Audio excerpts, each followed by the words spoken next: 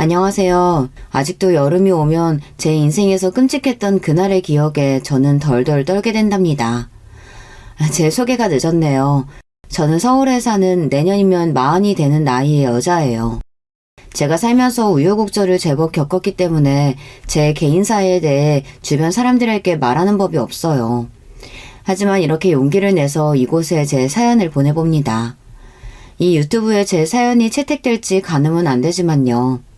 글을 쓰는 일이 익숙치 않은 사람이니 여유 있는 마음으로 제 이야기 좀 들어주시겠어요? 제가 태어났던 집안은 동네에서 유명했죠. 바로 딸부잣집으로요.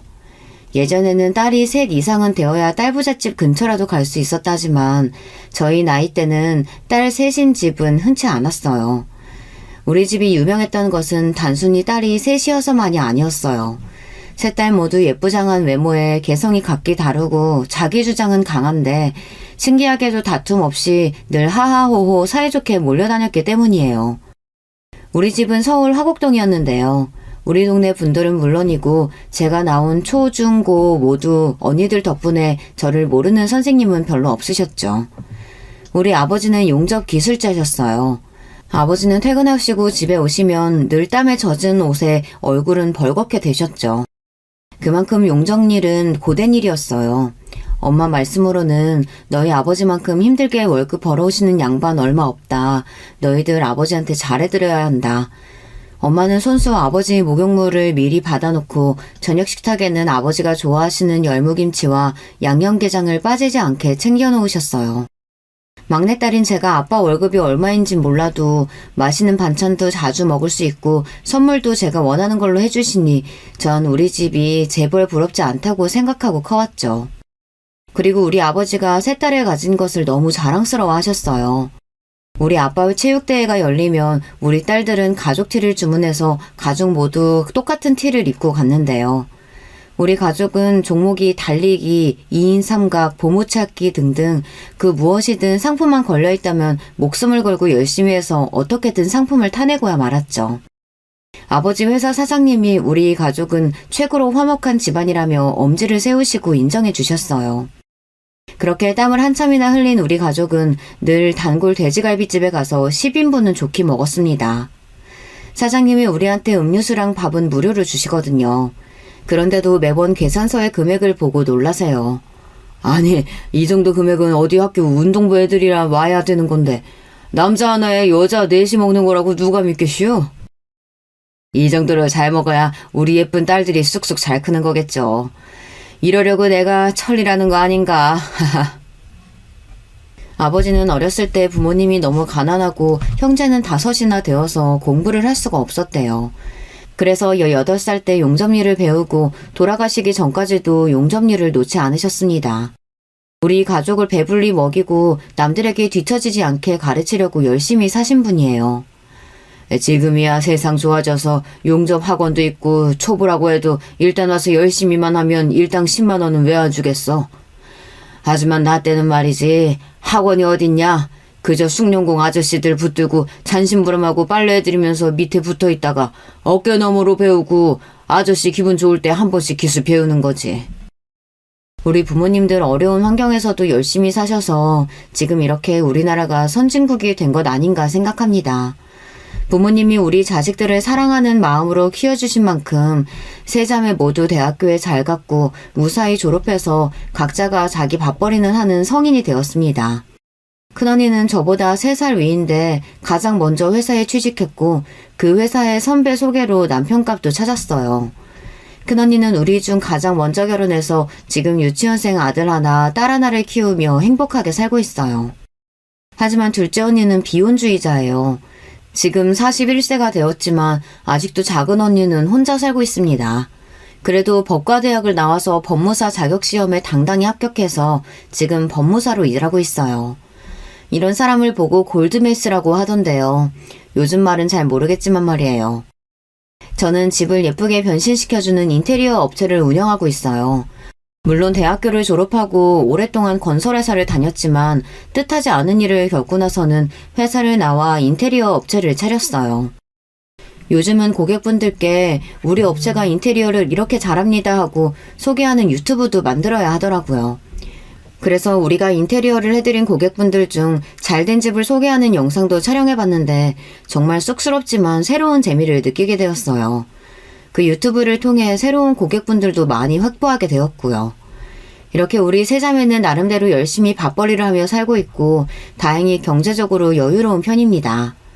왜냐하면 저와 언니들 모두 적어도 서울에 아파트 한 채씩은 갖고 있거든요. 사실 이렇게 된 데에는 우리 엄마 공이 크셨어요. 옛날부터 아버지가 버시는 월급을 잘 모아 종잣돈 1,000만 원을 만드시고부터는 이것저것 부동산을 사고 팔면서 큰 재산을 모으셨으니까요. 지금이야 서울이고 경기고 전국 아파트 값이 천정부지로 올랐지만 어머니는 이미 10년도 전에 자식들 명의로 아파트를 사셨죠. 그리고 그때는 지금처럼 비싸지 않았거든요. 너네 대학교 보내고 나서도 맨날 발품 팔아서 아파트랑 상가 보러 다녔다. 그랬더니 보이더라. 돈이 되는 부동산이 말이야. 지금쯤 너네 모두 아파트를 하나씩 마련해놔야 나중에 후회 안 해. 아버지 엄마처럼 집 산다고 똥 싸는 고생하지 말고 집 한 채는 해놓고 시작해라. 엄마의 안목은 정확했고 앞을 내다보던 말씀은 적중했죠. 언니들도 저도 남들이 알아주는 동네의 아파트에 살고 있으니까요. 하지만 엄마는 그렇게 딸들 앞으로 아파트를 해주신 다음 해에 돌아가셨습니다. 당신이 그렇게 환갑도 안 된 이른 나이에 세상을 뜰지 알고 딸들 아파트를 하신 걸까요? 전 엄마를 만나면 꼭 이 말을 물어보고 싶었어요. 엄마는 비 오는 날 횡단보도를 건너시다가 달려드는 트럭을 피하지 못하고 그대로 그만 그 자리에서 돌아가신 거예요. 이런 날벼락 같은 일이 벌어지고 나서 그때 전 처음 알았습니다. 행복이 영원하지 않다는 것과 불행은 부지불식간에 찾아온다는 것을요. 엄마를 LG하고 사랑하셨던 아버지는 매일 술도 드시고 잠도 제대로 못 주무시면서 슬픔을 삭히셨어요. 그때 큰언니는 출가해서 작은언니와 제가 그런 아버지 곁을 지키며 살려고 집에 들어왔어요. 엄마가 해주신 아파트로 독립했었지만 이렇게 힘들어하시는 아버지를 혼자 둘 수가 없었거든요. 아버지 식사도 챙겨드리고 모시고 주말에 산행도 가고 드라이브도 시켜드리면서 작은 언니와 저는 아버지가 일상으로 돌아올 수 있게 애를 썼어요. 그리고 아버지는 곧 마음을 다잡고 원래처럼 활기차고 든든한 모습을 찾을 수 있게 되었죠. 우리 딸들 덕에 이 아버지는 이제 괜찮아졌으니 너희들 집으로 돌아가라. 괜히 나중에 시집도 못 가고 처녀 귀신 돼서 아비 때문이라고 원망하지 말고. 살짝 웃으며 이렇게 농담도 하실 수 있게 되었으니 참 다행이었죠. 고집이 세서 결혼 안 하겠다고 하는 둘째는 포기하더라도 막내 너라도 어서 결혼하면 좋겠는데 하늘에 있는 너희 엄마도 결국 너네 결혼식을 못 보고 갔잖니. 더는 미루지 않았으면 좋겠구나. 제가 막 30을 넘긴 때였으니 아버지가 하시는 염려가 당연할 수 있죠. 하지만 전 눈이 높은 건지 일하느라 다른 정신이 없는 건지 제대로 연애도 못 해봤어요. 그리고 둘째 언니처럼 혼자 사는 것도 괜찮겠다고 슬슬 물들어갔죠. 하지만 저에게도 사랑이 찾아왔어요. 첫째 형부가 보험회사로 이직을 해서 다니고 있었는데 같은 부서에 있는 총각을 소개시켜주겠다는 거예요. 처음에는 형부의 소개팅이라는 게 너무 부담스러워서 거절했어요. 막내 처제, 이 친구 나이도 처제보다 1살 많고 키가 185나 되고 남자답게 잘생겼어. 우리 회사 여자들이 좀 많은데 미호는 물론 유부녀들도 추파를 던진다니까. 그 누구더라? 배우 이정재 닮은 걸로 소문도 났었어. 나 믿고 한 번만 만나봐. 이정재? 이정재 닮은 키 큰 남자라는 얘기에 저도 모르게 홀려서 어영부영 소개팅 자리에 나가게 되었습니다. 그날따라 도로에 교통사고가 있어서 소개팅 약속에 10분쯤 늦었어요. 전 잘 늦는 법이 없어서 허둥지둥 뛰어가서 이정재 닮은 꼴을 열심히 찾았죠. 하지만 어디에도 이정재는 찾을 수 없었어요. 그때 제 뒤에서 동굴에서 울리는 듯한 음성이 들렸습니다. 안녕하세요. 소개팅 나온 유세영 씨 맞죠? 전 조성우라고 합니다. 이 과장님 회사 후배예요. 잠깐만. 이정재라니. 형부 진짜 뻥튀기를 얼마나 한 거야. 이정재만큼 잘생긴 남자는 아니었지만 키도 크고 깔끔한 외모에 옷도 잘 입는 남자였습니다. 그와 대화하다 보니 점차 마음에 드는 것은 그 남자의 동굴에 있는 듯한 느낌의 중저음 목소리였어요. 그리고 성우 씨는 저에게 적극적으로 호감을 표현했습니다.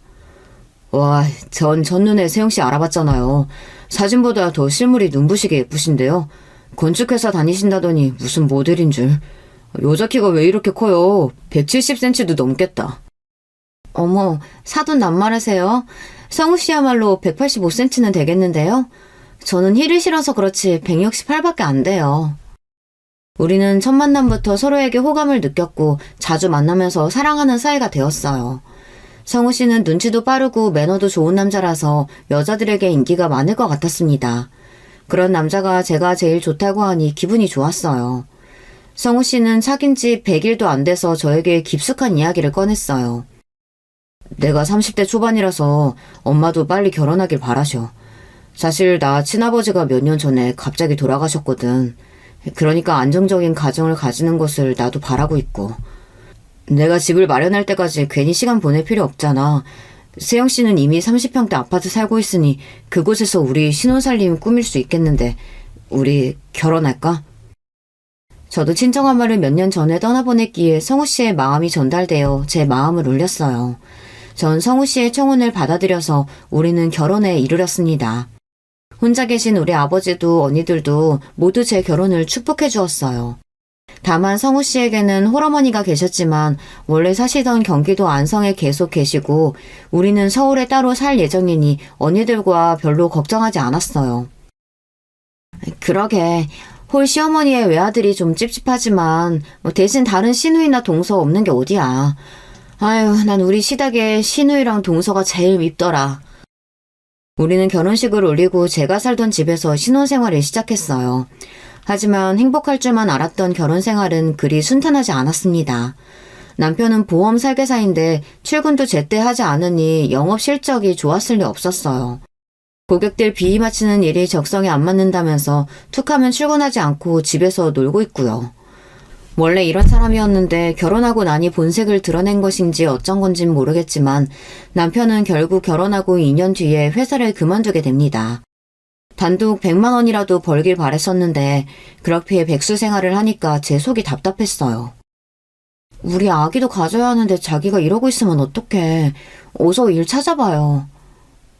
알았어. 노력 중이야. 남편은 말은 대수롭지 않게 잘해놓고 무책임하게 그냥 있었어요. 백수 생활을 1년 넘게 하다 보니 보다 못한 형부가 어떤 제약회사에 일자리를 소개시켜줘서 그곳을 다니게 되면서 전 한숨 돌렸습니다. 하지만 남편은 그곳에서 잦은 술자리를 갖고 거기서 만난 여성들과 연락하는 걸 저에게 몇 번이나 들켰는지 몰라요. 그럴 때마다 남편은 제 앞에서 싹싹 빌면서 그저 고객들이라 친절을 베푸는 것뿐이라며 하고 있으니 저도 별 수 없이 경고만 하고 넘어갔어요. 남편만 생각하면 허우대만 멀쩡하지 정말 속빈 강정을 끌어안고 사는 기분입니다. 그리고 또 하나의 걱정거리는 우리의 2세 문제였어요. 32살의 나이에 결혼해서 거의 7년이 지났지만 우리에게는 아이가 생기지 않는 거예요. 전 시험관 시술을 해보고 싶었는데 그나마도 남편은 협조해주지 않았어요. 하늘에서 허락을 안 하는 모양이지. 왜 그렇게 아기 갖고 싶어서 안달이야. 우리끼리 편하게 살면 좋은데 뭘 굳이. 남편은 철없이 이러고 있으니 말이에요. 신기하게도 이렇게 아이가 없으면 시댁에서 재촉하고 성화이지 않겠어요. 그런데 우리 시모는 또 이런 부분에서는 너무 쿨하셨어요. 성우가 시험관 안 하고 싶다는데 뭘 억지로 한다니? 그거 돈도 많이 든다면서 괜히 하지 마라. 애기 안 생기면 안 생기는 대로 돈 열심히 벌고 재밌게 살면 돼. 참, 그런데 이번 달 용돈은 왜 입금이 아직 안 됐냐? 내가 그런 거 철저하니까 조심하라고 분명히 얘기했을 텐데. 아, 성우 씨가 백수라 취직할 때까지 기다려주시면 안 될까요? 무슨 소리라는 거야? 네가 벌고 있잖아. 그리고 니네 친정아빠가 돈 많다면서. 니네 친정에 사정 말씀드려봐라. 그리고 이번 추석에 넌 굳이 안 와도 된다. 성우는 온다고 하지만 우린 제사도 안 지내는데 뭐 너까지 올 필요야 있냐? 그냥 용돈이나 두둑히. 알지? 시모는 다른 시모들과 달리 제가 명절에 안 와도 되고 서로 각자 살자는 주의세요. 하지만 돈에 있어서만큼은 절대 양보가 없으십니다. 시모는 60대 초반으로 젊은 편이셨는데 그래서 그런지 유독 아들과 관계가 돈독해 보였어요. 둘이 쏙닥쏙닥 이야기도 자주 하고 저 없이 남편 혼자 안성에 가서 시모를 보고 오기도 하고요. 그런데 뭔가 효도하고 그렇다기보다 둘이 친한 친구 같은 관계? 아무튼 좀 특이했어요. 그리고 더 특이한 것은 위에 이 집안은 자기 남편이자 아버지의 제사를 안 챙기냐는 겁니다. 설령 기독교 집안이라고 해도 제사는 안 지내더라도 추도 예배를 드리면서 기일을 챙기잖아요. 그런데 이상하게 제가 시댁에 온 7년 동안 시모와 남편은 시부의 기일조차 챙기지 않는 겁니다. 니네 시댁 참 이상하다. 다른 사람도 아니고 시부 제사를 안 챙긴다고? 그런 집은 처음 들어. 아무래도 시부가 가족과 사이가 아주 안 좋았나 보다. 생각해보니 시모가 맨날 시부가 무능력하고 성질만 더러웠다고 지 뜻대로만 하고 사는 남자였다고 욕을 자주 했어요. 남편 얘기로도 아빠가 너무 엄하고 자기를 자주 때렸다면서 아빠에 대한 기억이 별로 좋지 않은 듯 했어요. 그래도 돌아가신 아버지인데 너무하다 싶었어요. 저에게 아버지는 너무 좋은 분이고 우리 가족에 대한 흉을 남에게 한다는 것은 상상도 하지 못할 분이라서요. 하지만 시모와 남편이 말한 것만 믿기에는 깨림직했어요. 왜냐하면 시모는 비단 시부만이 아니라 세상 모든 사람들에 대해서 그 누구도 좋게 말하는 법이 없었거든요. 심지어 없을 때는 자기 아들도 욕해요. 이런 시모는 신뢰감이 잘 안 가는 사람입니다. 오로지 자신만이 대단하고 존중받을 만하다는 나르시시즘이 있는 것 같습니다. 하루는 시모와 같이 장을 보러 마트에 갔는데 직원 아줌마가 이러더라고요. 어머, 며느리랑 시어머니 사이 같진 않네요. 이런 말을 하면 보통 어떻게 생각하세요? 대체로 고부 갈등 없이 사이가 좋아 보인다, 뭐 이렇게 생각하지 않나요? 그런데 시모는 대뜸 이랬어요. 그렇죠. 내가 동안이고 미인이라서 며느리랑 어머니 뻘로는 안 보이겠죠. 우리 며느리한텐 내가 괜히 미안하네. 객관적으로 시모는 그냥 60대로 보이고 미인 쪽에도 못 드는데 이렇게 뻔뻔하게 이야기를 하면 마트 아줌마는 뻘쭘한 표정으로 아, 네 하고 마지못해 대꾸하고 분위기가 싸해집니다. 하지만 시모는 그런 분위기를 전혀 눈치채지 못하고 자신의 미모를 인정받아서 신이 난 채로 한동안 기분이 업되어 있었어요. 우리 시모 좀 웃기죠. 어느 날 작은 언니의 전화를 받게 되었어요. 너 건강검진 해본 적 있어 없어? 응? 안 해봤지. 아직 젊은데 뭘. 얘 좀 봐라. 너도 이제 30대 중반이야. 이번 주 금요일에 시간 비워. 나랑 같이 가자. 그렇게 처음으로 언니 따라 한 건강검진에서 그만 갑상선 암 판정을 받고 말았습니다. 조금 놀랐지만 갑상선 암은 착한 암이라서 심각한 상태는 아니라는 의사 선생님의 설명을 듣고 차후 수술을 예약하고 집으로 돌아왔어요. 자기야, 자기가 자꾸 여자 문제면 직장 문제로 내 속을 썩이니까 암에 걸려버렸잖아. 뭐, 암? 자기가 암에 걸렸다고? 남편은 생각보다 크게 놀랐어요. 전 오늘 건강검진에서 갑상선 암에 걸렸다는 사실을 남편에게 설명해 주었어요. 남편은 안절부절 못하다가 핸드폰을 들고 방으로 들어갔어요. 뻔합니다. 분명 자기 엄마에게 이 일을 알리고 상의하려는 거예요. 한참을 시모와 통화하고 나온 남편은 저에게 말했어요. 자기야, 그럼 수술 받으면 낫는 거지? 자기 안 죽는 거지? 남편은 제가 죽을까봐 너무 걱정이 되는 모양이에요. 그런 남편의 모습이 귀엽기도 하고 저를 아껴주는 마음에 괜히 흐뭇했어요. 그리고 제 수술날 남편과 시모는 아무리 말려도 저를 따라왔어요. 저는 무사히 잘 수술받고 나왔고 의사 선생님은 우리를 안심시켜 주었습니다. 이제 염려하지 않으셔도 됩니다. 유세영 씨 수술은 성공적이고요. 앞으로 항진제 약 꾸준히 복용하시고 주기적으로 병원에 와서 체크만 하시면 됩니다. 이 말을 듣고 남편과 시모는 다행이구만, 잘 됐어 하면서 안도하셨어요. 저를 이렇게나 걱정해주는 남편과 시모에게 감사한 마음이 들었습니다. 남편이 직장을 옮기고 한동안 잘 다닌다 싶었는데 또다시 회사에 대한 불만을 이야기하면서 그만두고 싶다고 난리였어요. 그리고 이번에는 아예 취업이 아니라 자기가 직접 사업을 하겠다고 나선 거예요. 기술도 경험도 없는 사람이 무슨 사업이겠어요. 게다가 성실하지 못한 남편이 무슨 돈으로 사업을 한다는 건지 이해가 되지 않았습니다. 제가 창업 자금을 대줄 수 없다고 단호하게 나오니 남편은 급기야 우리 친정 아빠에게 손을 벌렸습니다. 하지만 우리 아빠가 어떤 분이신데요. 조서방이 성실하게 회사 다니지도 못하면서 무슨 사업인가. 미안하지만 나는 신용도 없는 자에게 돈을 1원도 빌려줄 수 없네. 이렇게 남편은 친정아빠에게 혼만 나서 돌아왔죠. 씩씩거리면서 화가 잔뜩 나서는 집에 있는 저도 무시하고 방으로 들어가서 시모에게 바로 전화를 하는 겁니다. 엄마, 뭐 이딴 사람들이 다 있어? 남편이 사업 좀 한다고 하면 도와줘야 할 거 아니야. 그리고 늙은 딸 걷어준 사위 떠닥들지는 못할 망정. 뭐? 1원도 못 준다고? 내가 그 돈 결국 다 받아낼 거니까 두고 보자. 그 노인네 나이가 몇이지? 그 아내도 일찍 비명해서 했다면서 아비도 올해는 못 살겠다. 아들아, 기다리렴. 기다리면 좋은 날 온다. 지금 네가 흥분해서 화내봐야 괜히 일 그르치니까 천천히 계획을 좀 짜보자꾸나. 우린 서로 알지 않니? 이렇게 잔뜩 흥분한 남편도 그를 달래는 시모의 말도 뭔가 정상은 아니었어요. 전 두 사람이 처음으로 좀 무서워졌습니다. 나름대로 잘 살던 저에게 이제 슬픈 인생의 먹구름이 드리워지기 시작했습니다. 갑자기 친정 아빠가 돌아가신 거예요. 아빠에게 반찬을 주려고 들른 큰언니는 아빠가 집에 혼자 쓰러져 있는 것을 발견하고 병원으로 옮겼지만 이미 아빠는 숨을 거둔 상태셨어요. 정확한 사인은 알 수 없어서 그저 심장마비로 돌아가셨다고만 의사는 말했습니다. 아빠의 장례식을 치르면서 우리 세자매는 너무 슬펐습니다. 엄마 장례식 때는 그래도 아빠가 든든히 지켜주셨는데 아빠까지 가버린 이제 고아와 같은 신세가 되어버렸으니까요. 아빠는 69세, 우리 엄마는 62세의 나이로 세상을 뜨셨죠.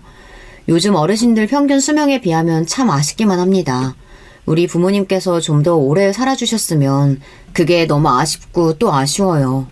언니들과 서로 의지하면서 겨우 아빠의 장례식을 하고 있던 도중 전 믿을 수 없는 이야기를 듣게 되었어요. 장례식장 후미진 곳에서 시모와 남편이 숙닥거리기에 몰래 들어보니 하는 소리가 이랬습니다. 에이, 그 늙은이 잘 죽었네. 내가 사업자금 좀 빌려달라고 하니까 그렇게 뻗대더니만. 쫌생이 구두쇠영감이 죽어버리니까 내 속이 다 시원하네. 그게 중요한 게 아니고 그 많은 재산 어떻게 한대? 며느리 위로 언니가 둘이나 있으니 이거 싸움 나는 거 아닌가 몰라. 우리가 눈 잘 뜨고 싸움에서 이겨야 돼. 유산 싸움 말이야. 네가 며느리한테 바짝 붙어서 조정 좀 해봐. 응? 이왕이면 지 언니 목까지 다 가져올 수 있게 하란 말이야. 나도 그러고야 싶지. 근데 알잖아요. 결혼한 내내 어찌나 지네 친정을 싸고 들면서 자기 친정 식구만큼 좋은 사람들이 없다고 하는지. 아마 내 말은 한 귀로 듣고 흘릴 거예요. 세상에 장인어른이 돌아가셨다는데 좋아하다뇨. 속이 시원하다니. 게다가 우리 언니들이랑 유산 갖고 싸우라고. 뭐 이런 인간 말종 사람들이 있단 말입니까. 하지만 우리 자매는 정말 우애가 깊고 이런 돈 문제로 싸울 일 따위 더더욱 없습니다. 법무사인 둘째 언니가 상속세며 증여세 등을 이전부터 아빠와 논의하면서 재산 정리를 도와주었어요. 그래서 공평하게 3분의 1씩 아빠의 재산을 나눴고 오히려 둘째 언니는 큰언니가 조카들을 키우느라 돈이 더 필요하다며 미혼인 자신은 괜찮다고 큰언니에게 자기 몫을 더 주는걸요. 장례식을 잘 마치고 2주 뒤 세자매가 모여서 둘째 언니가 하라는 대로 인감증명서를 가져오고 인감도장 찍으라는 곳에 찍고 하니 누구 하나 토다는 법 없이 그렇게 평화롭게 유산 절차를 마쳤습니다. 하지만 10억이 넘는 돈이 제 수중에 들어와봤자 전 그렇게 기쁘지만은 않더라고요. 괜히 우리 부모님 목숨값 같기도 하고 저야 그럭저럭 먹고 살 직업도 있고 아이도 없으니 딱히 돈 쓸 곳도 없으니까요. 그보다 내 소중한 가족이 한 분 한 분 떠난다는 상실감에 기운이 축 처져서 집으로 돌아왔습니다. 마침 남편은 집에 있었는데 저를 보자마자 달려왔어요. 자기야, 어떻게 재산 분할은 잘했어? 우리 얼마나 생기는 거야? 남편은 잔뜩 신이 나서는 그렇게 기분이 좋아 보일 수가 없는 거예요. 난 지금 자기처럼 마음이 그렇게 좋지만은 않아. 아마 10억 정도 내 은행에 입금될 거야. 그 돈이 난 반갑지만은 않은데 어떡하지? 눈물이 또 날 것 같이 울컥하는데. 뭐 10억? 아휴, 우리 이쁜 내 마누라. 친정에 복도 많아 돈도 많아. 우리 그 10억으로 뭐 할까? 나 하고 싶었던 그 사업 이제 해도 되겠지? 응? 이렇게 잔뜩 허황된 상상에 젖어 너무 신나 있었어요. 참, 엄마가 자기 오면 꼭 집에 데리고 오라고 했어. 안 좋은 일 지내고 나서 몸이 상했을 거라고 맛있는 보양식 했다고 말이야. 그래도 남편과 시모 같은 제 가족이 있어서 쓸쓸한 마음이 좀 위안받는 것 같았습니다. 그리고 다음날 저는 상상도 못한 일을 겪게 됩니다. 여러분 너무 놀라지 마시고 제 이야기를 잘 따라오셔야 해요. 남편은 집에서 쉬고 싶다는 저를 굳이 시모가 기다리고 있는 시댁으로 데려갔습니다. 시댁에 들어가 보니 시모는 뚝딱거리며 분주하게 부엌에서 요리를 하고 있었어요. 시모는 원래 집안일을 잘 안 하는 분인데 이렇게 저를 생각해서 부엌 일을 하시다니 가슴이 찡했습니다. 아이고 얘야 어서 와라. 애 얼굴 상한 것 좀 봐. 그럴 줄 알고 이 시애미가 너 생각해서 맛있는 식사 준비했다는 거 아니냐. 그래, 우리 상속재산은 언제 입금된다니? 어머니, 저 때문에 이렇게까지 안 하셔도 되는데 정말 감사합니다. 입금은 정확히 언제 되는지는 모르겠어요. 오래 걸리지는 않겠죠. 아, 그래. 그냥 궁금해서 물어봤어. 자, 방에 가서 좀 누워있어라. 아직 밥 다 되려면 1시간 남았으니까. 전 작은 방 침대에 누워서 금방 잠이 들고 말았습니다. 잠이 들고 나자 우리 아버지가 꿈에 보이는 겁니다. 그것도 얼굴이 퍼렇고 잔뜩 성난 눈으로 저를 노려보며 뒷짐을 지고 서 계셨어요. 분명히 보이는 얼굴이 아버지 얼굴은 맞는데 저에게 저럴 분이 아니신데 왜 저렇게 노려보실까 당황하다가 잠이 깨버렸습니다. 그리고 악몽 때문인지 식은땀도 나고 찌르는 듯한 두통이 생겨서 더 누워있을 수가 없었습니다.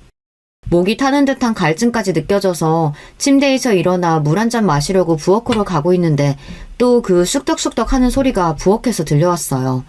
본능적으로 저는 부엌 입구 벽에 몸을 숨기고 그 소리에 귀를 기울였습니다. 며느리 쟤 지금 자고 있는 거 맞지? 그동안 며느리 저것이 친정아빠 믿고 거만하게 구는 꼴을 어떻게 참았는지 아니? 바로 이날만을 기다린 거야. 당연하죠. 나도 못생기고 똑똑하기만 한 늙은 여자랑은 더 못 살겠어. 회사나 길거리에 나가봐. 돈만 있으면 나한테 옷 벗고 달려들 젊은 예쁜 여자가 얼마나 많은데.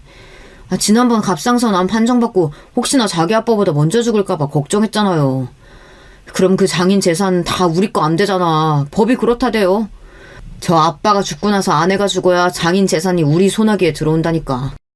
그래서 우리가 지금까지 숨죽이고 기다린 거 아니냐고. 그런 거 보면 너도 나도 참 처죽일 못된 것들이야. 그렇지 않아? 니네 아빠 죽고 보험금이 그렇게 조금 나올 줄 누가 알았다니? 그 망할 놈의 보험사. 그 조사가만 아니었어도 5억은 나오는 건데 말이야. 이번에는 실수 없이 그 장인 재산이 쟤한테 간 것까지 두 눈으로 확실히 확인한 거 맞지? 맞다니까요. 저 여자 앞으로 상속 재산이 현금만 10억은 나올 거래. 지금 아파트도 낼 것 될 거고. 우리 엄마 이제 로또 대박 맞았어요. 그래. 내 아들 이제 마지막 작업만 실수 없이 해내자꾸나. 자, 이거 하나면 그 재산들 다 우리 거야. 시모는 남편에게 무엇인가 흰색 가루가 들어있는 작은 지퍼락을 전해주었어요. 저것이 뭘까?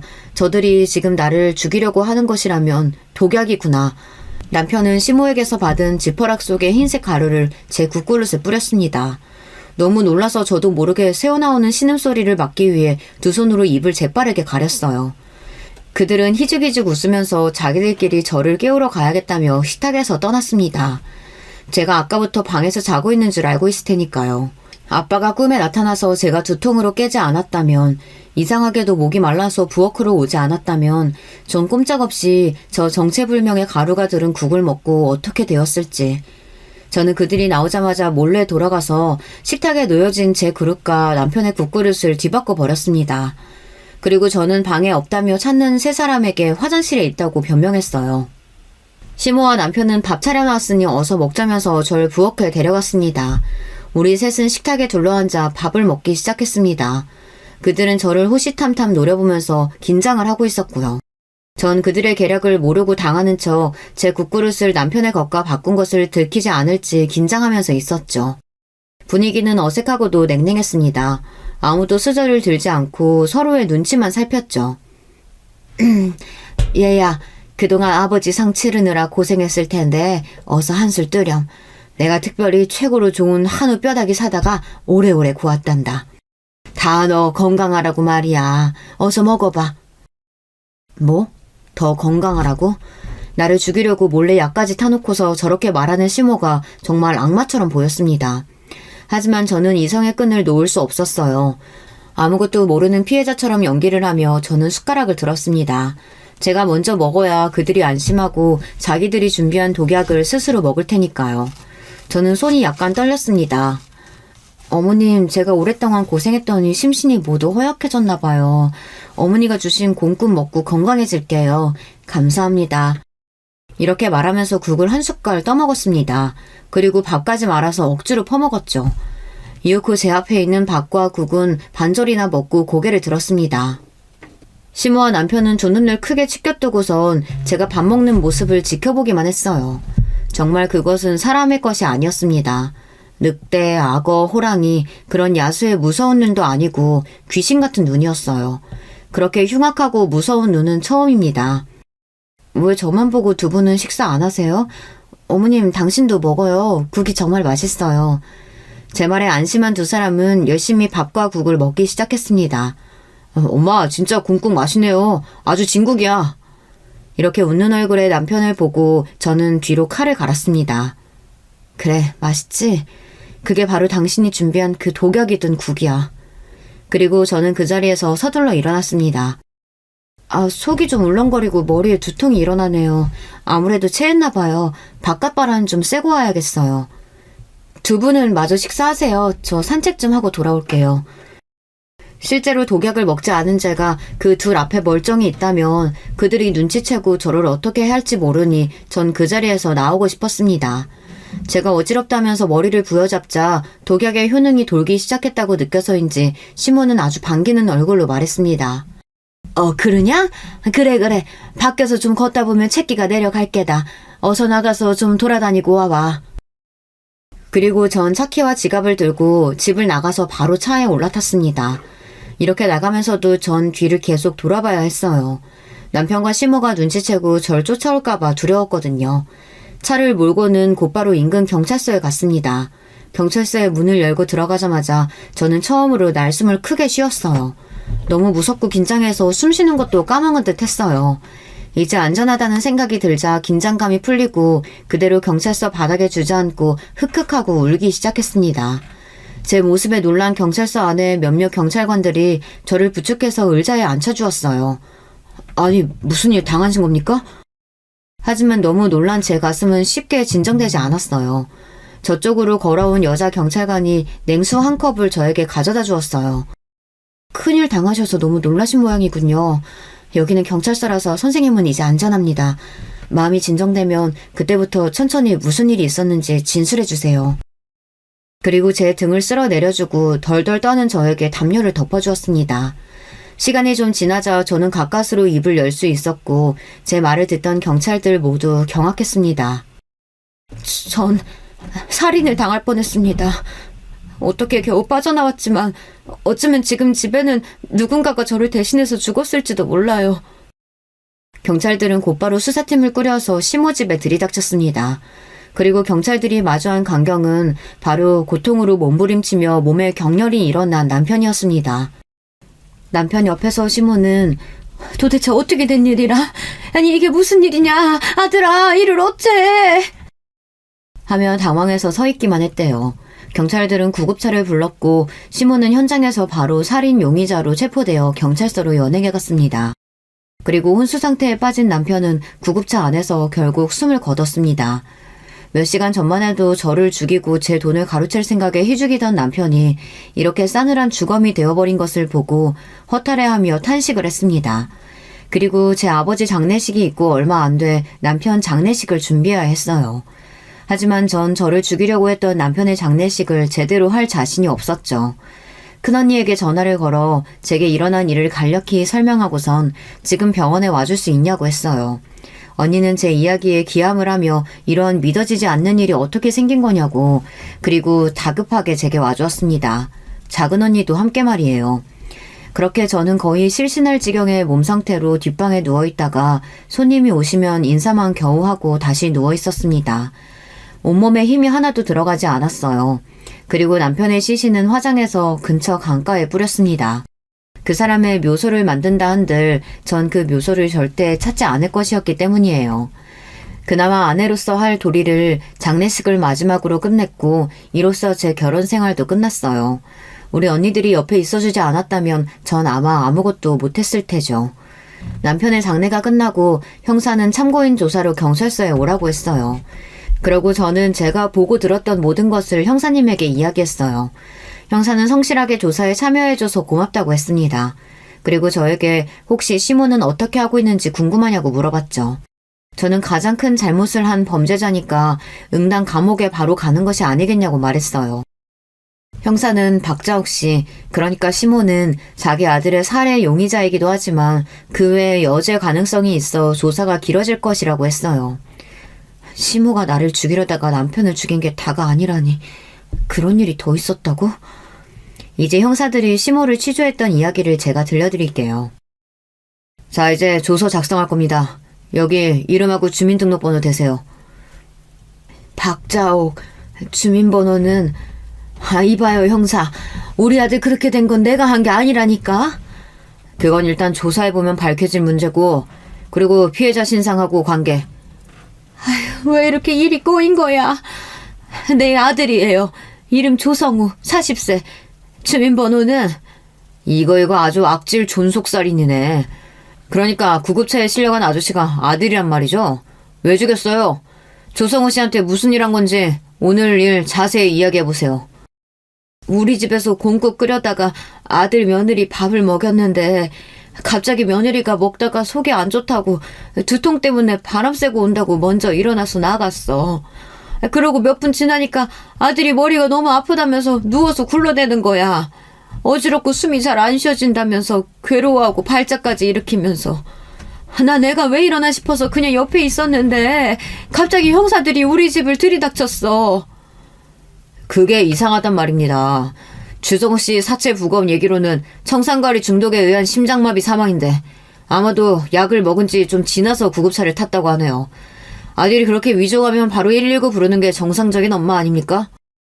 그야 뭐 사람이 너무 당황하면 경황이 없어서 그럴 수 있는 거지. 말 흘리지 마세요. 당신은 당황한 사람이 아니라 난체하면서 정신도 또렷한 상태였어. 아마 당신이 먹인 청산가리로 아들이 그렇게 되니까 병원에도 못 데려갔겠지. 당신의 범죄가 세상에 드러날까 봐서 말이야. 안 그래? 형사는 책상을 팡 치면서 시모를 겁주듯이 말했습니다. 하지만 시모는 눈 하나 깜짝 안 하고 겁을 먹지도 않는 독한 여자였답니다. 그런데 말이야, 형사 양반. 어떻게 알고 형사들이 우리 집에 왔어? 혹시 누가 날 신고했어? 내 며느리? 유세영 씨 제보 받고 왔습니다. 유세영 씨 얘기로는 당신이 국에 흰색 가루 넣는 걸 보았다고 하던데 그게 뭡니까?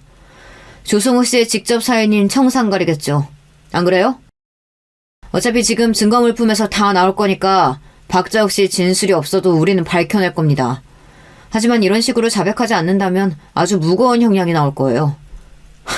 그것이 봤다 이 말이지?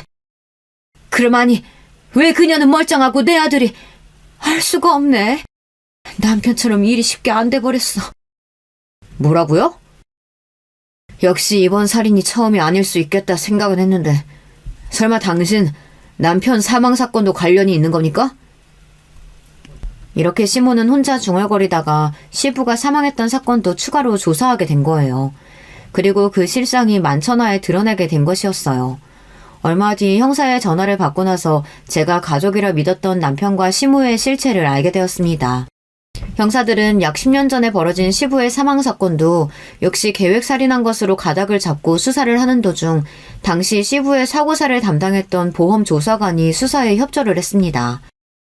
그 보험조사관도 그 둘이 시부를 사고사로 위장했던 것이라면서 당시 자신이 조사했던 자료와 증거들을 경찰에게 넘겨주었어요. 시모가 하던 얘기로 시부는 엄격하고 시모와 남편을 학대했다고 들었지만 조사관이 조사했을 당시 동네 주민들은 오히려 시부를 법 없이도 살 사람이라고 칭찬했다고 합니다.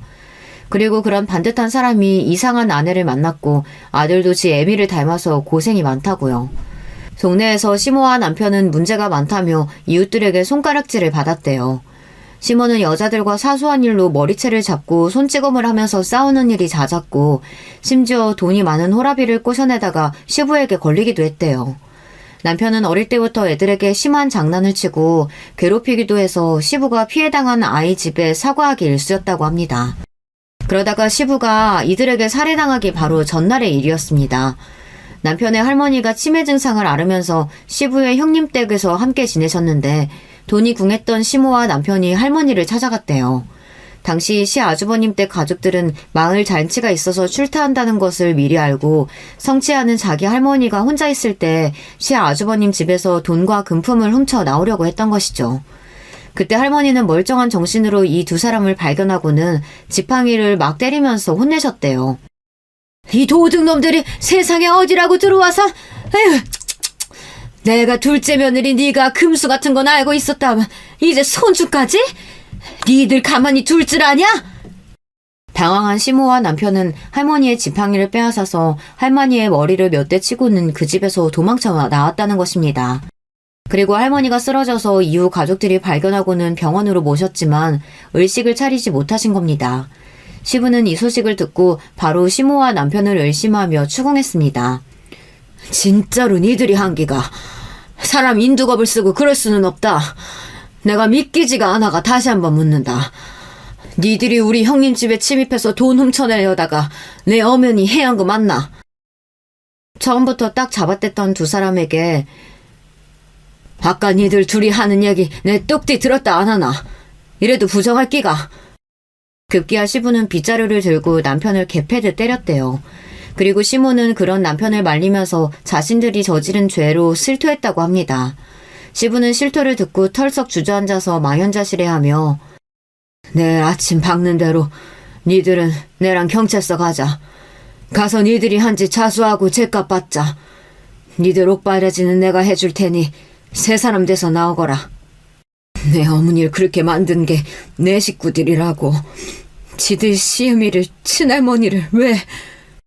이러고 시부는 괴로운 마음에 술을 계속 마셨다고 합니다. 하지만 시부는 다음날 아침 경찰서에 가지 못했습니다. 다만 다리 아래로 추락한 채 싸늘한 시신이 되어 경찰들에게 발견되었어요. 시모와 남편은 죽어도 자수할 사람들이 아니었습니다. 오히려 자기들의 범죄를 알게 된 남편, 그리고 아버지를 죽일 계획을 세웠죠. 과하게 술에 취해 몸을 가누지 못하는 시부를 시모와 남편은 산책을 나가자고 거의 없다시피 끌고 가서는 그만 인근 냇가의 다리 위에서 밀쳐 떨어뜨린 거예요. 다음날 인근 주민의 신고로 남편이 발견되어 경찰들이 사망 원인을 조사했지만 사실 너무 뻔해 보였습니다.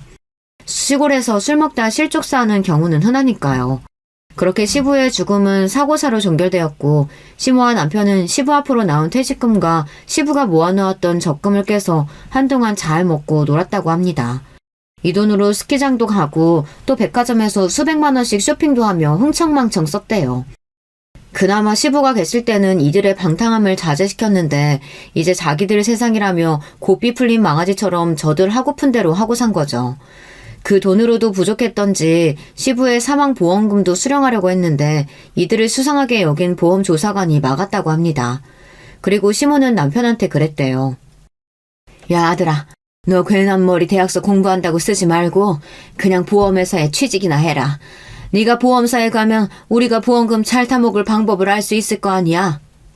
그래서 남편은 전공과 상관없는 보험회사에 취직해서 다니다 몇 년 뒤 저를 형부 소개로 만나게 된 것입니다. 이렇게 두 사람은 저를 죽이기 전까지 함께 살인을 모의했던 살인자였던 거죠. 형사는 한숨을 쉬며 저에게 이야기했습니다. 그런데 박자옥 씨는 정말 대단한 여자입니다. 우리가 이 사실을 자백받아내느라 얼마나 진땀을 뺐는지 몰라요. 형사 경력만 10년 다 된 강력계 베테랑인 우리가 정말 별의별 수단을 다 써서 자백을 겨우 받아냈다니까요. 증거들이 수두룩한데도 어찌나 발뺌을 하던지. 제가 아들 장례식에 가려면 조사 빨리 끝내야 한다고 하니까 거기 갈 필요 없다네요. 아니, 아들 장례식에 가고 싶지 않다고 하는 엄마가 세상에 어디 있습니까? 이건 분명 사이코패스들이에요. 그렇게 시무였던 사람은 존속살인 3건으로 20년형을 선고받고 지금도 교도소에 수감되어 있습니다. 재판받던 날 재판장에 있는 저를 보고 이 극악무도한 사람은 철장 안에 갇힌 신세이면서도 악을 쓰고 저를 원망했어요. 왜 내 아들이 죽어? 네가 죽어야지. 그리고 사실 네가 내 아들 죽인 거 아니야? 네가 국구를 바꿔친 거지? 맞지? 그럼 네가 살인범이지 왜 내가 살인범이냐고! 저 여자는 지금 자기 아들이 죽어버려서 원통한 마음이 클까요? 아니면 자기가 감옥 가는 것이 억울한 걸까요? 저는 전자일 거라고 생각했던 사람입니다. 에미가 아들을 잃은 그것도 자기의 실수로 아들을 죽게 되는 그 고통이 훨씬 클 거라고요. 그런데 저런 사이코패스 같은 사람을 겪어보니 후자일 수도 있겠다는 생각이 들어요. 우리가 상상할 수 없는 생각과 행동을 하는 자들이더라고요. 절대 교화될 수 없고 정상적인 사람들과 분리해야 하는, 감옥에서 밥 먹고 똥 싸며 살게 두는 것도 아까운 인간이라고요. 모든 일이 밝혀지고 나서 언니들이 달려와서 저를 껴안고 다 같이 울었어요. 하지만 저에게도 다가오지 못하고 저 멀리서 형부가 눈시울을 붉어져서는 처제 미안해. 정말 미안해. 내가 그런 나쁜 새끼 소개시켜주지만 않았어도 하며 미안해했어요. 당신은 꼴도 보기 싫어요. 어서 집에 가지 못해요? 지금 어떻게 우리 막내 앞에서 얼굴을 들고 볼 수가 있어? 큰언니 그만해. 형부 잘못 아닌 거 알잖아. 내가 박복해서 남편 복이 그 정도였던 거지. 그래도 큰일 당하지 않았으니 됐어. 형부도 울었는지 얼굴 말이 아니다.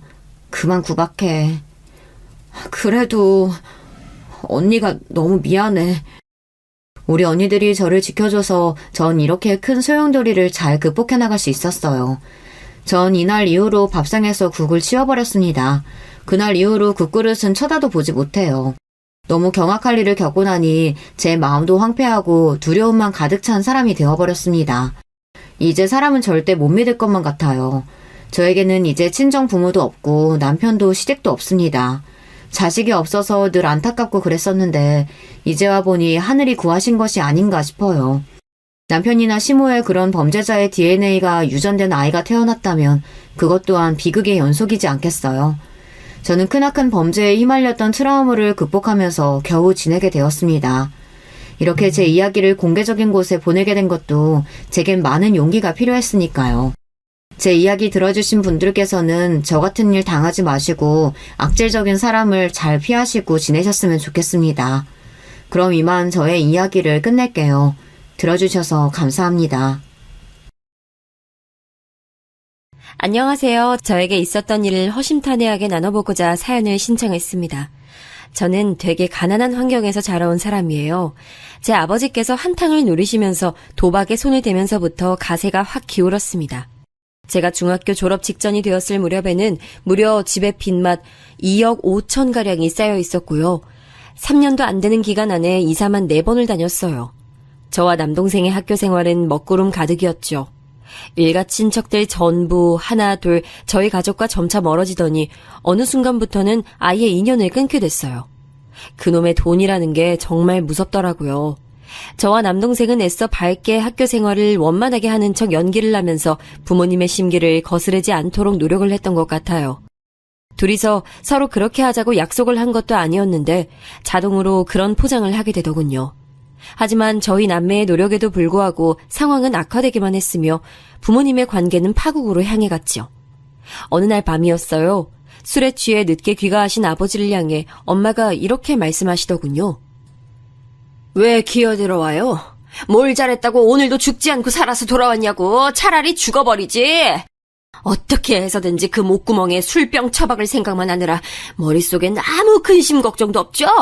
그러니까 어디 번듯한 일자리 다시 찾아볼 생각도 안 하고 쓸데없이 막노동판을 전전하면서 그것조차 제대로 못 해내고 술병 나발을 허구한 날 불어대는 거잖아.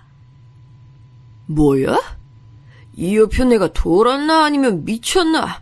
요즘 잠잠하게 이 쳐닫고 사는 것 같아서 드디어 그놈의 잔소리에서 해방됐나 했더니 갑자기 이렇게 확 지랄을 내대네. 야, 이 여편네야. 누구는 막노동 하고 싶어서 하는 줄 알아? 누가 번듯한 직장 안 다니고 싶어서 이러는 줄 아냐고? 나도 이렇게 살고 싶어서 사는 게 아닌데 내 속은 아무도 몰라주고 그 누구 하나 위로해주지 않으니까 내가 이렇게 술로 달래는 거야. 아이고, 그래서 뭐요? 당신이 또 세상에서 가장 불쌍하고 억울한 사람이라고 그 얘기하고 싶어서 이러는 거예요? 누가 도박 안 하면 가만 안 둔다고 당신에게 윽박지르기를 냈어? 아니면 강제로 도박판에 끌고 가기라도 했어? 스스로 걸어 들어간 지옥길.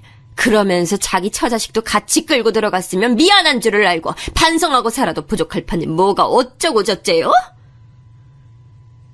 그날따라 엄마의 감정이 무척 격양되어 있었어요. 단칸방과도 같았던 좁은 집, 자는 척하면서 이불을 뒤집어 쓰고 누워있던 남동생과 부모님께 차마 교복 구입 이야기를 꺼낼 수 없어서 고개를 떨군 저에게 엄마의 그 울분에 찬 감정이 그대로 전달되어 오더군요. 엄마가 악다구니를 쓰시는데 되려 아버지는 기가 막히다는 듯이 너털 웃음을 터뜨리셨고 그것을 도화선으로 두 분은 그날 밤 미친 듯이 서로에게 저주에 가까운 악담을 퍼부으시며 부부싸움을 하셨습니다. 어느새 저와 남동생은 구석에 함께 웅크려서 몇 시간 동안 덜덜 떨고 있었고요. 이웃 중에서 누가 신고를 했나 보더라고요. 끝내는 경찰이 와서 부모님을 중재했습니다. 이것을 아버지는 무척 수치스러워 하셨어요. 그때 경찰이 나한테 와서 뭐라고 했던 줄 알아? 선생님이 빚을 많이 지신 거면 가족들에게 잘하고 사셔야죠. 이렇게 훈계질을 하더라. 내가 살다 이제는 경찰에게까지 그런 소리 들어야겠어?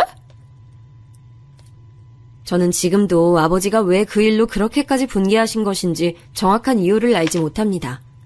하긴 아버지를 이해할 수 있을 것 같았으면 도박판을 전전하신 것도 제가 이해할 수 있었겠네요.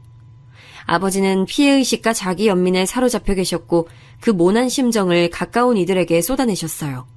엄마와 저희 남매에게 말이죠. 왜 날 그렇게 쳐다봐? 그 무시하는 눈빛은 뭐야? 딸년이라고 있는 게 감히 하늘 같은 아버지를 무시해?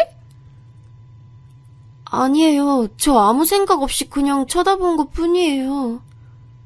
뭐야? 아무 생각 없이? 너 그거 나를 본격적으로 무시해야겠다는 뜻이지?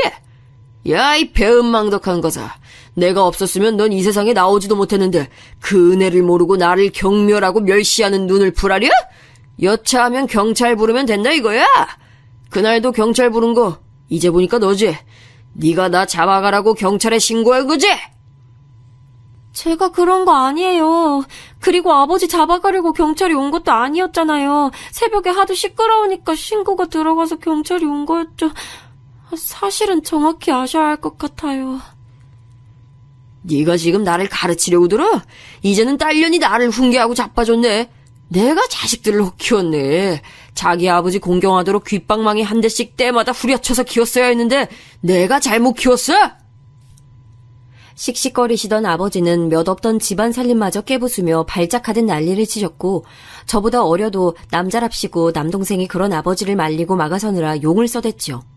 식당 일을 내도록 하시느라 파김치가 되신 상태로 귀가하신 엄마는 집안의 상황을 보시고는 참담한 표정을 감추지 못하셨어요. 이런 일상이었습니다. 그래도 참고 살았다는 점이 언젠가 쥐구멍에 벼뜰 날이 있을 거라고만 생각하며 견디기만 했다는 점이 저희 가족이 얼마나 무지했으며 절망적인 상황에 푹 절여져 있었는가를 보여주는 지점이라고 생각해요. 성인이 된 이후에 남들에게 이런 이야기를 일부라도 털어놓으면 다들 의아해하면서 도박 중독자였던 데다가 술고래였던 아버지를 욕하기보다는 엄마와 저희 남매를 우습게 보더라고요. 그걸 처음 겪었을 때 얼마나 충격적이었는지 몰라요. 아르바이트하면서 친해졌던 어떤 언니가 저에게 그랬었어요. 너희 어머니 진짜 이상하신 분 아니야? 진작에 이혼을 하든지 그게 어려우면 어디 멀리 야반도주라도 해서 자식들 지키셨어야지. 그 정도면 남편을 너무 사랑하셔서 자식들 포기한 수준 같은데? 나랑 네 동생 진짜 불쌍하다. 뭐? 그런 거 아니야 언니. 우리 남매가 모두 학생이어서 학교 문제도 있었고 그런 것 때문에 아버지와 관계를 딱 끊어내고 멀리 도망쳐서 산다든가 이런 건 생각하기 어려웠어. 우리 남매 때문에 우리 엄마가 정말 많이 인내하고 참고 그러면서 사신 거야.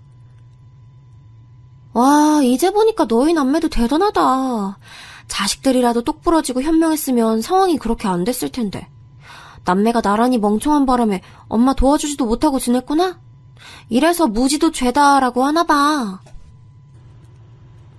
저는 그때 타인에게 저희 집안 이야기를 나눈 게 처음이었기에 제3자의 시각에서는 저희 가족이 어떻게 보일지를 상상조차 못하고 살아왔었거든요. 그래서 정말 큰 충격을 받았어요. 남들의 눈에는 어쩌면 잘못을 저지른 아버지보다도 더 거슬려 보이는 게 엄마와 저희 남매일지도 모른다는 생각을 처음 해보니까 피가 차갑게 식는 느낌이었습니다.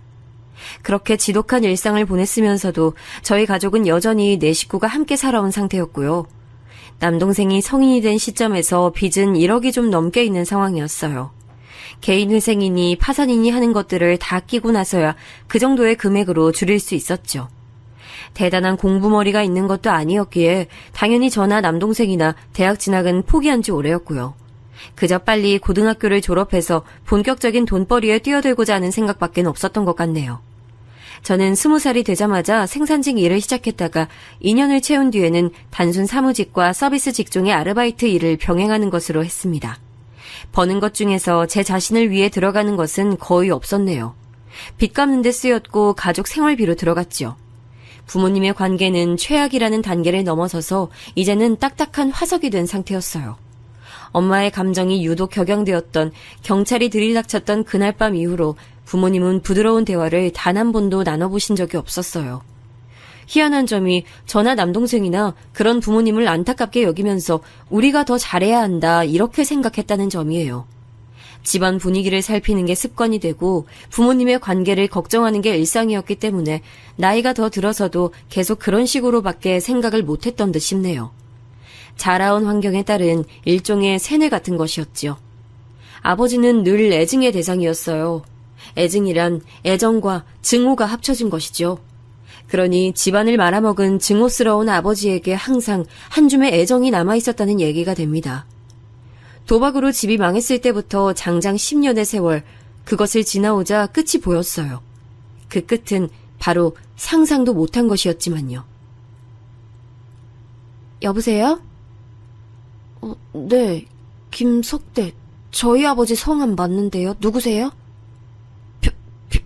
병원이라고요? 저희 아버지가 지금 사고를 당해 병원에 계시다고요? 갑작스러운 소식, 바로 아버지의 죽음이었습니다. 음주운전 차량에 치여서 손썹을 도리도 없이 너무나도 허망하게 떠나셨어요. 이렇게 허무한 끝이었다면, 이럴 걸 알았다면 당신이 지난 세월을 그렇게 살았을까?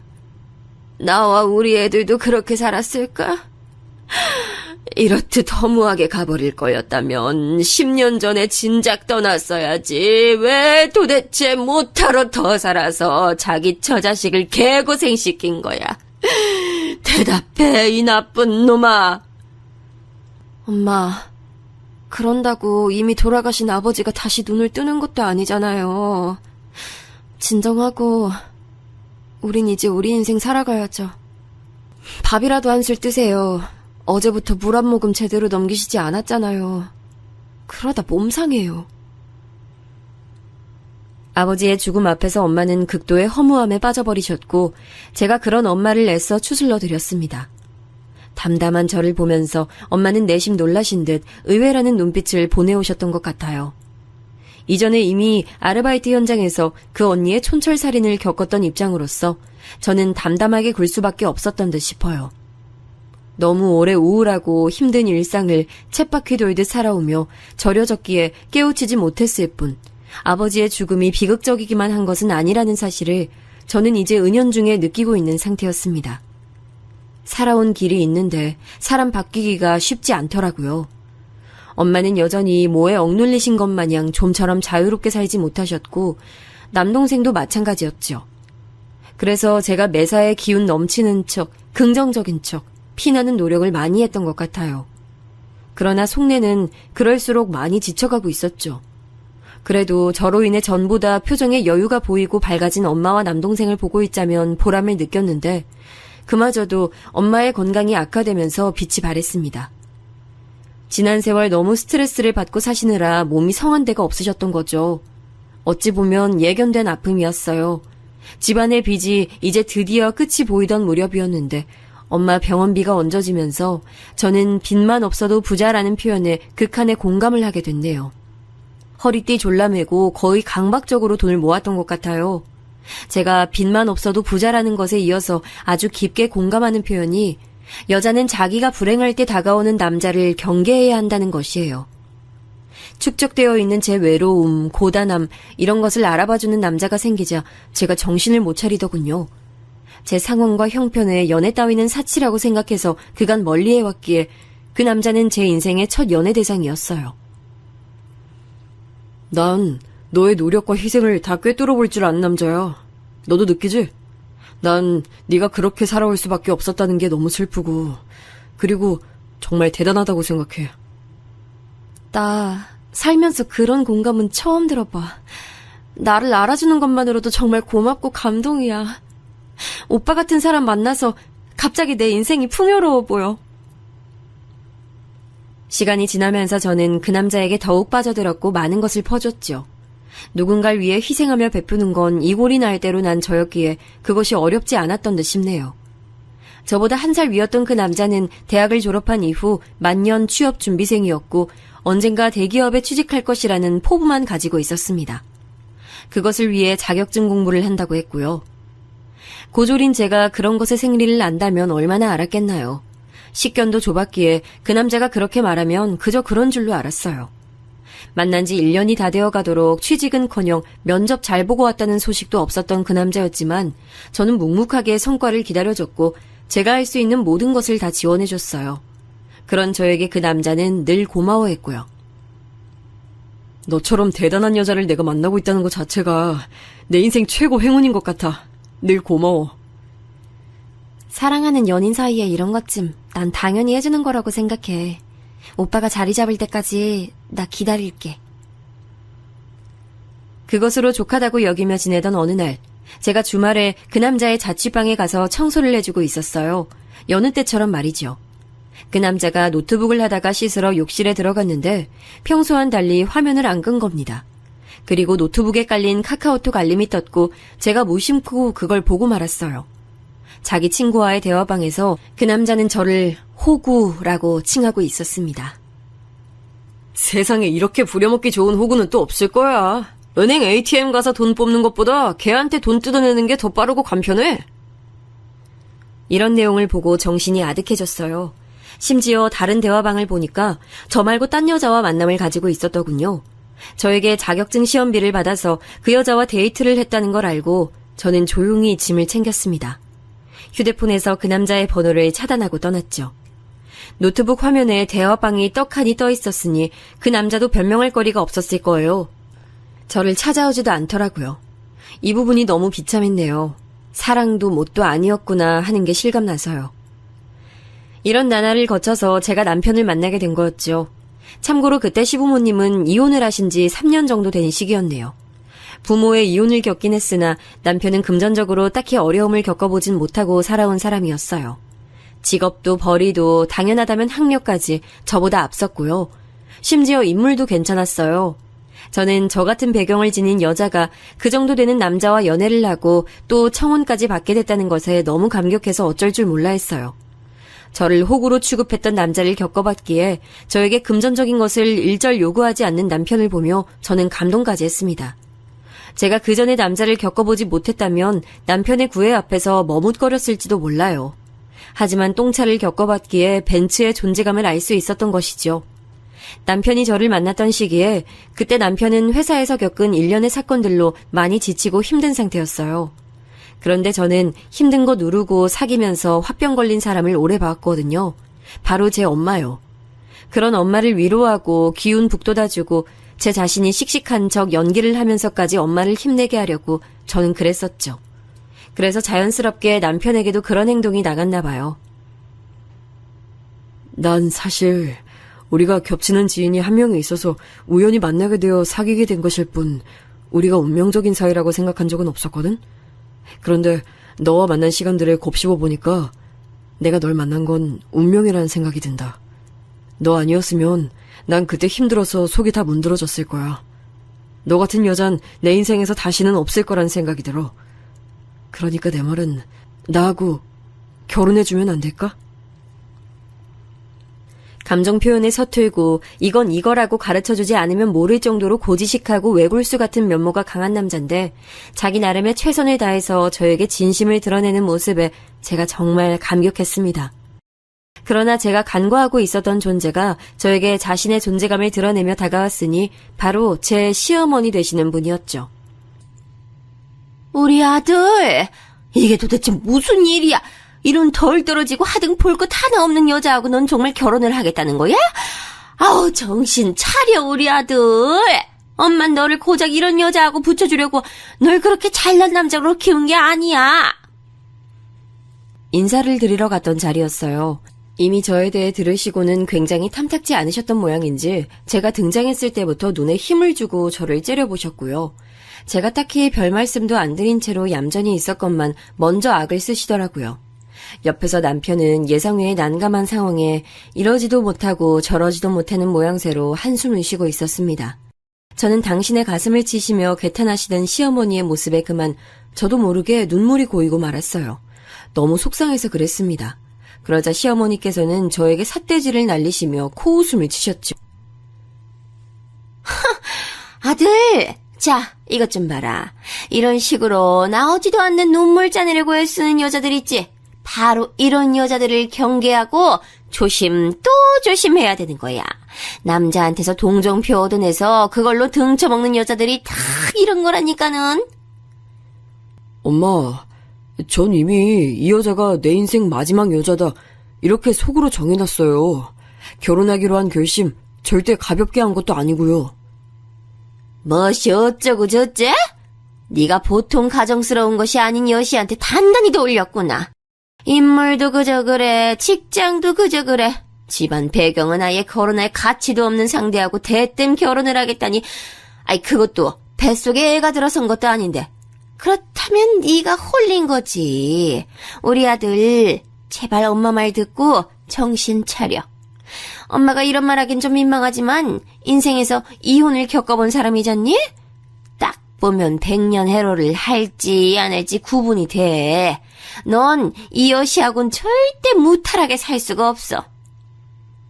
엄마가 아버지하고 사이가 안 좋으셨다곤 하지만 두 분이 부부의 연을 맺으셨기에 제가 세상에 태어날 수 있었고, 그래서 저는 엄마와 아버지 사이가 어찌 되었든 간에 늘 두 분께 감사하게 생각하며 살아왔어요. 저도 자식이 감사해야 하는 부모가 되고 싶어요. 그 부모 역할 저는 지금 이 여자랑 하고 싶다고 말씀드리는 거고요. 남편은 몹시 난처한 듯 표정을 지으면서도 다만 할 말은 조목조목 하더라고요. 저는 남편이 자기 의견을 이렇게 똑바로 그리고 길게 이야기하는 것을 이때 처음 봤어요.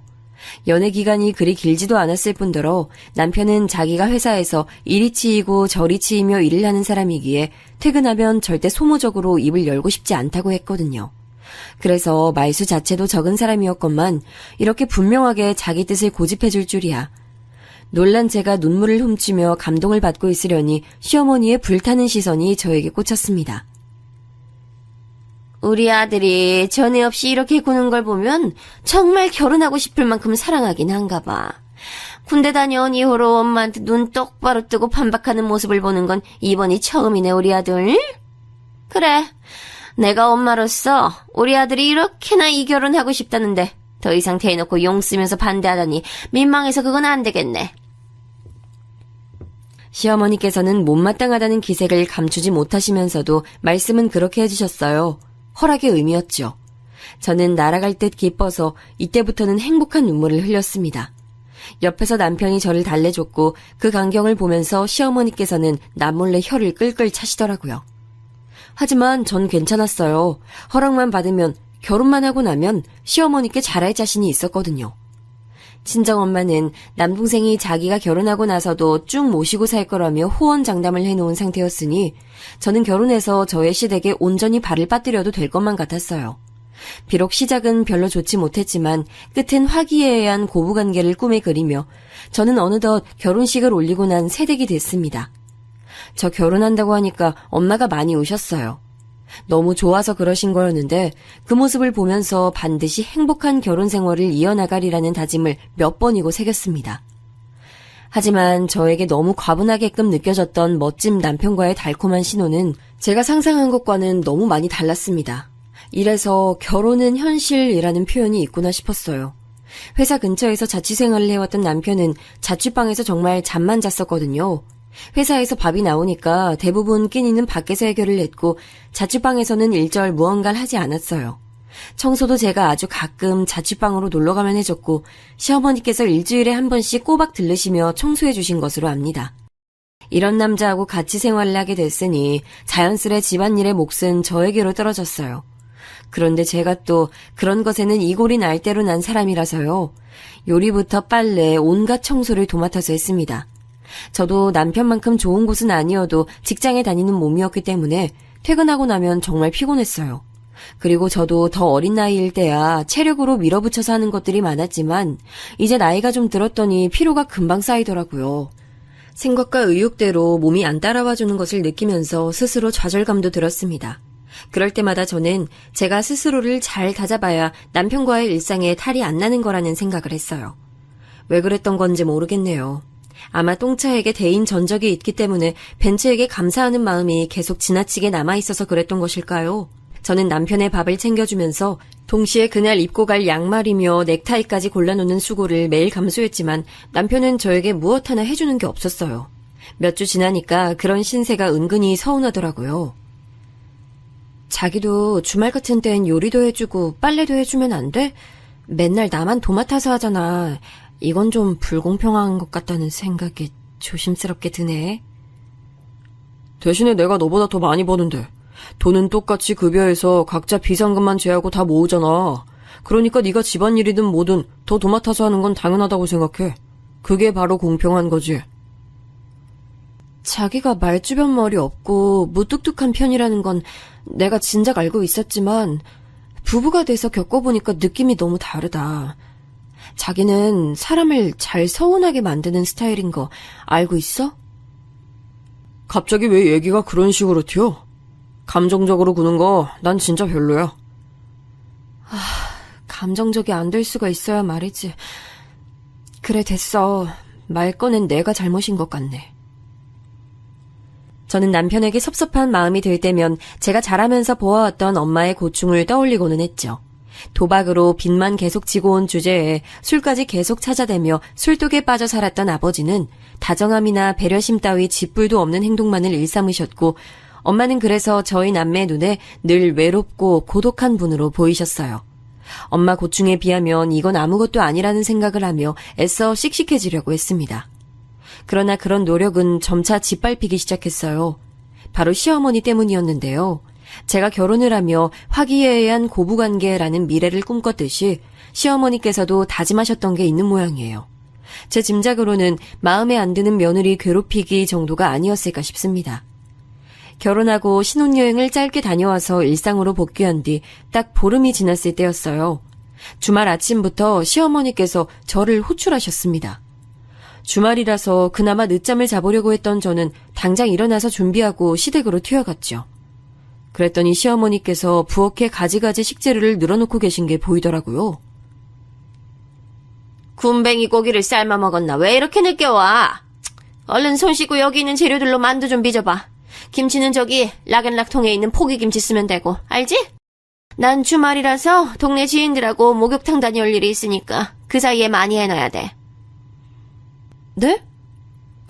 갑자기 만두라니... 무슨 말씀이세요, 어머님?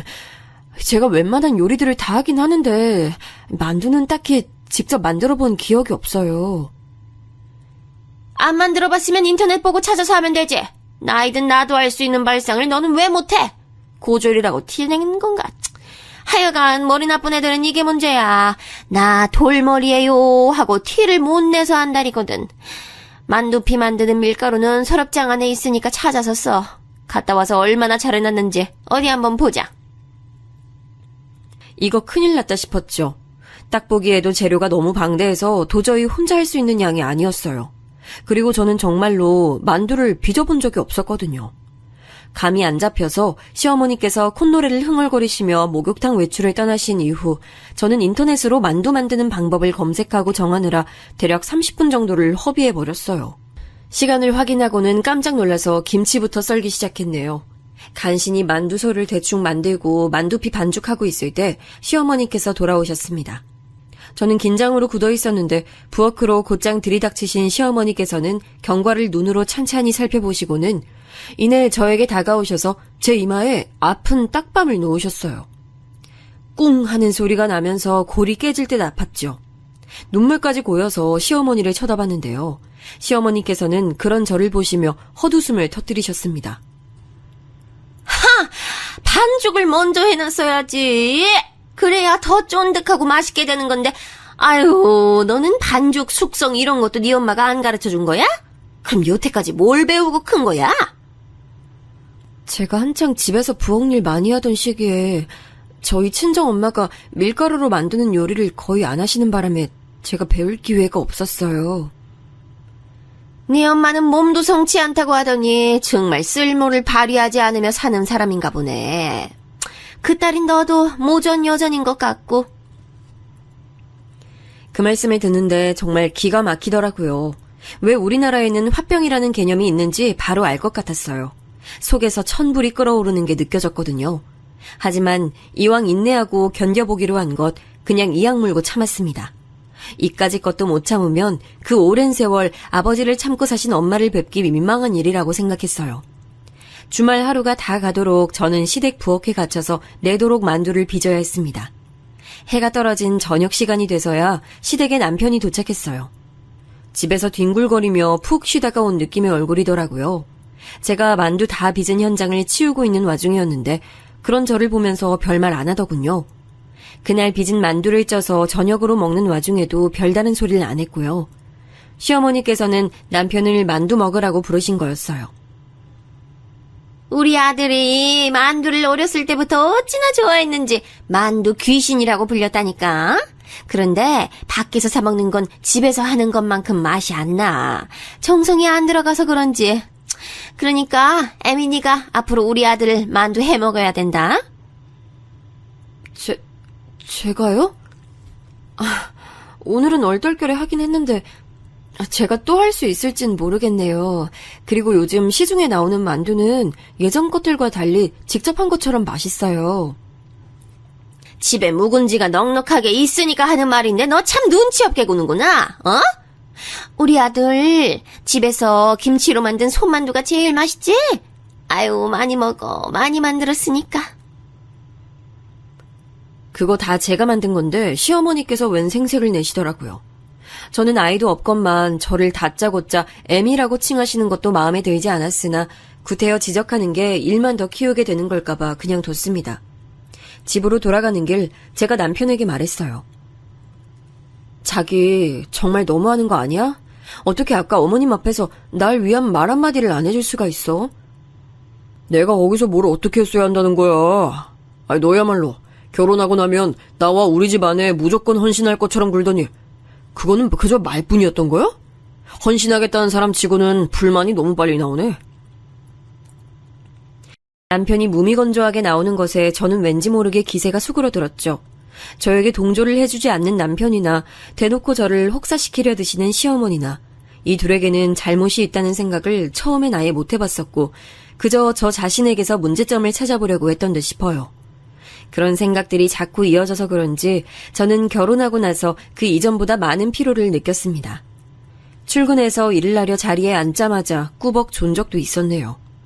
그런데 점입가경으로 시어머니께서 저에게 안부 묻기를 강요하기 시작하셨어요. 제가 직장인이었기에 전화를 매번 드리긴 곤란했는데 대신 문자를 꼬박 보내드리기로 했어요. 그러자 이틀 만에 저에게 전화를 거셨습니다. 애미야, 내 용 글자만 딸랑 보내놓으면 그걸로 끝이야? 꽃이나 산이나 바다 사진 한 장이라도 없어? 아이, 그런 걸 같이 보내는 센스가 너한텐 발휘하기가 무척 어려운 것이었구나. 넌 그래가지고 사회생활은 어떻게 하니? 넌 네 상사한테도 이러냐? 상사한텐 제가 개인적으로 안부를 여쭐 일이 없어요, 어머님. 일하기만도 바쁜 것인데요. 아이고, 두야. 이런 것까지 내가 가르쳐줘야 한다니. 아우, 역시 잘난 구석 하나 없는 고졸 며느리를 들일 때부터 내가 이럴 줄 예상했지. 신혼 단꿈에 젖어 있어야 할 시기였건만 저는 속이 갑갑해왔습니다. 상대방이 저를 너무 안 좋게 낙인 찍어놓고 사사건건 시비를 걸어오니까 저도 버틸 의욕이 점차 떨어지더라고요. 그래도 묵묵하게 견뎠고 이런 거 못 버티면 우리 엄마 딸도 아니라는 생각을 하면서 매일 시어머니의 요구에 맞춰서 정성스러운 안부 문자도 보내드렸습니다. 그리고 얼마 후 새로운 난관에 봉착했죠. 애미야, 너 오늘 아침에 우리 아들 끼니로 뭐 차려줬니? 우리 아들 아침밥 든든하게 먹고 일 나간 거 맞지? 아, 오늘은 계란 후라이하고 치즈 먹고 나갔어요. 목이 까끌거려서 밥이 안 넘어간다고 하더라고요. 뭐야? 우리 아들 목이 까끌거려? 그거 피곤해서 감기 걸릴 때 나타나는 증상인데 우리 아들은 원체 튼튼해서 감기 안 걸리는 몸이건만 너랑 같이 살다 보니까 면역력이 다 떨어져서 그렇구나. 아유, 속상해. 너 오늘 저녁밥 못 차릴 거야. 우리 아들한테 보양식 한 상 차려낼 거지? 양심이 있으면 그렇게 해야지. 제가 오늘은 하필 퇴근이 좀 늦는 날이라서요. 이런 날이 정말 드문데 하필 딱 오늘이 늦는 날이에요. 제가 내일이나 주말 보양식 잘 차려낼게요. 오늘은 집에 볶음밥 얼려놓은 거 있으니까 그걸로 저녁 때우겠습니다. 이런 망할 걸 봤나? 그딴 성의 없는 부실한 밥상을 차리겠다고? 노숙자 무료급식도 그것보단 낫겠네. 시어머니의 잔소리를 하도 들었더니 가만히 있어도 머리가 아파올 지경이었어요. 간신히 통화를 종료하고 화장실로 가서 거울을 보는데 도저히 결혼한 지 얼마 안 된 새댁이라고 하기엔 안 믿길 정도로 안색이 퀭한 사람이 거울 속에서 저를 보고 있더군요. 그 꼴에 스스로가 기가 막혔네요. 남편은 분명 저랑 결혼하기 전에는 집에서 끼니를 안 챙겨 먹는 사람이었어요. 그런데 결혼하고 나니까 회사에서 먹어도 되는 저녁밥을 굳이 생략하고 퇴근했고 대충 때우거나 말거나 양자택일이었던 아침밥도 뭐라도 챙겨 먹길 원했죠. 참 이상한 일이죠. 왜 결혼하고 나면 갑자기 집에서 끼니를 챙겨 먹어야 하는 걸까요? 그런 생각을 가지고서 남편을 며칠 관찰하게 됐는데 문득 제가 가정부도 아닌 노예 같다는 느낌이 들었습니다. 아침에 남편보다 일찍 일어나서 부엌으로 달려가서 뭐라도 준비해내고 남편 씻는 동안 출근 복장 챙겨주고 남편이 아침밥 먹는 사이에 저 얼른 씻고 부랴부랴 나와서 덜 마른 머리 문지르며 남편 출근길 배웅해주고 부엌 치우고 저 급하게 출근 준비 마치고 일터에 가서는 오전 시간 전에 시어머니께 안부 문자로 정성스레 남겨야 했죠. 퇴근하면 숨이 턱까지 차오르게 집에 일찍 와서 저녁밥부터 차리고 집안일도 싹 해놔야 했습니다. 저에게 있어서 진정한 저만의 시간, 자유는 제가 잠들어 있는 7시간이 전부였죠. 이러는 게 맞나? 이렇게 사는 게 맞나? 이런 갈등이 자꾸만 들었어요. 분명히 제가 복잡한 고민으로 얼굴빛 안 좋아진 걸 봤으면서도 남편은 일 키우기 싫다는 건지 아주 이를 악물고서 저를 외면하더군요. 그러던 중에 맞이한 주말, 저는 시어머니의 호출에 또 마지못해 시댁으로 갔습니다. 남편은 주말에 푹 쉬어야 하니까 일찍 불러서는 안 되지만 저는 마구 불러내도 되는 존재로 시어머니께서는 인식을 하고 계시더군요. 베란다에서는 커다란 마늘 포대가 있었어요. 저는 하루 종일 베란다에 거의 갇히다시피 한 채로 그 많은 마늘을 까야 했습니다. 너 같은 단순한 머리한텐 이런 단순 노동이 최고야. 어때? 적성에 맞지? 난 주말이라서 지인들하고 차 한잔 마시고 와야겠으니까 나 다녀올 때까지 많이 해놔야 한다. 제가 대답할 틈도 없이 시어머니께서는 당장 겉옷을 챙겨 드셨죠.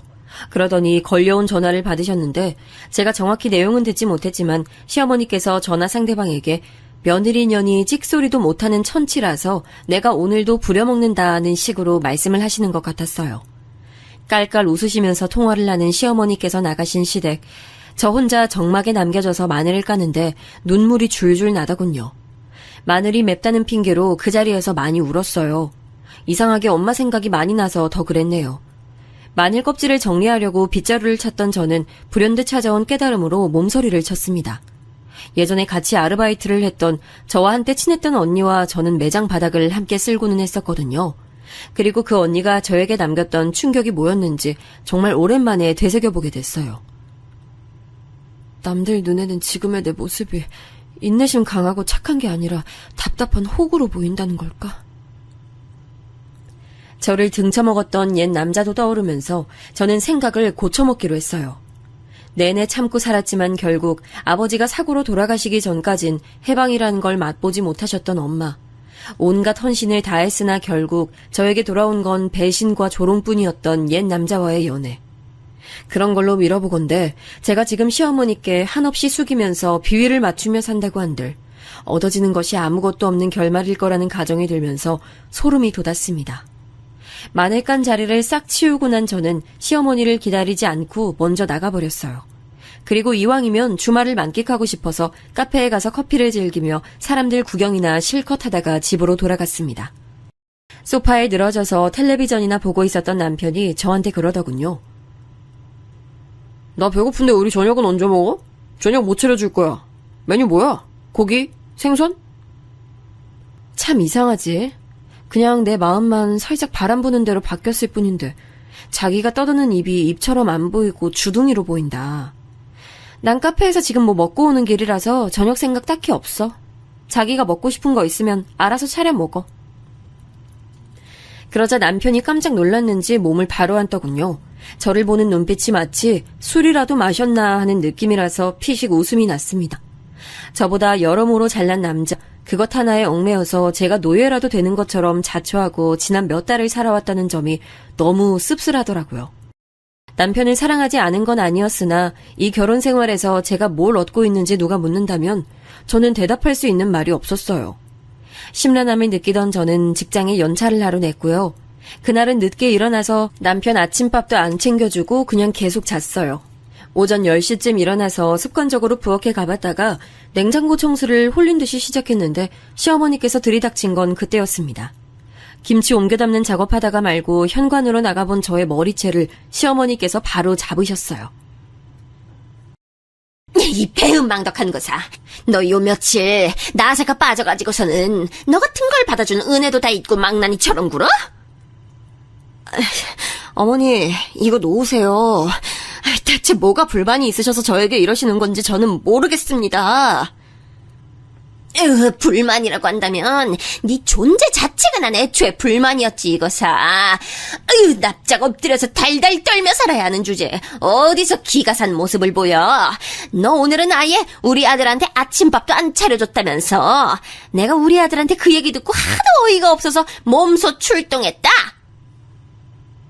시어머니께서는 제 머리채를 잡을 때만큼이나 아주 거칠게 놓아주셨어요.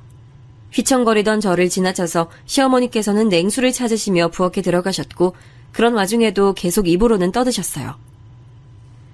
우리 아들 끼니 잘 챙겨주고 바닥에 머리카락 한 올 안 떨어져 있게 청소 잘하고 옷에 얼룩 하나 안 남게 빨래 깨끗하게 해놓고 나에게 극진히 효심을 다하고 이런 기본적인 것들만 지키고 살아도 문제가 안 될 건데 너는 하등품이라 그런지 영 못마땅하네.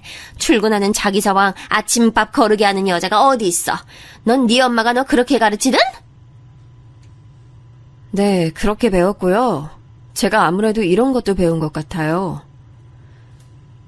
시어머니의 망발에 화가 머리끝까지 차오른 저는 결국 꺼내놓았던 김치통 안에 김치를 잡아서 그걸로 곧장 시어머니의 얼굴을 가격했습니다. 코와 입에 김치 양념이 가득 묻은 채로 시어머니께서 비명을 내지르셨죠. 너 지금 이게 뭐 하는 짓이야?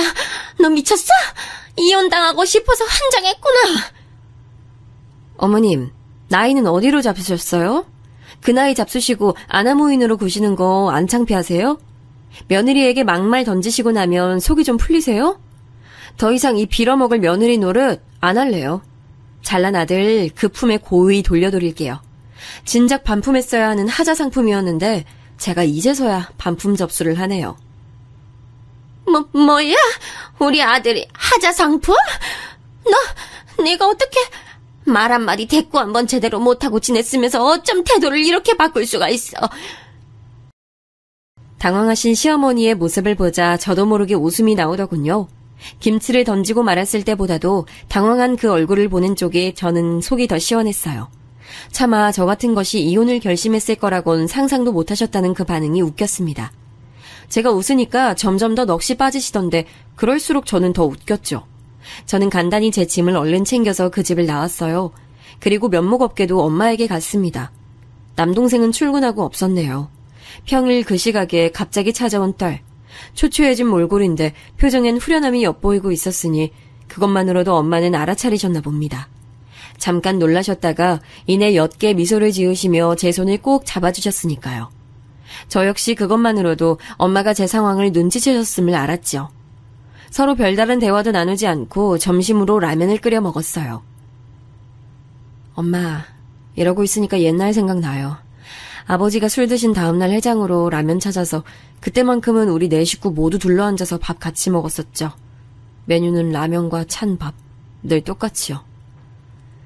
마침 나도 그 생각 중이었어. 그땐 그런 것마저도 나름의 가족의 행복이라며 여기려고 애를 쓰며 살았던 것 같아. 하지만 지금 돌아보니 부질없는 것들 투성이었고 자식들 행복만 생각했어야 했는데 내가 판단이 어리석었지. 난 그래서 네가 이혼을 하든 뭘 하든 그저 행복한 길로 갔으면 좋겠어.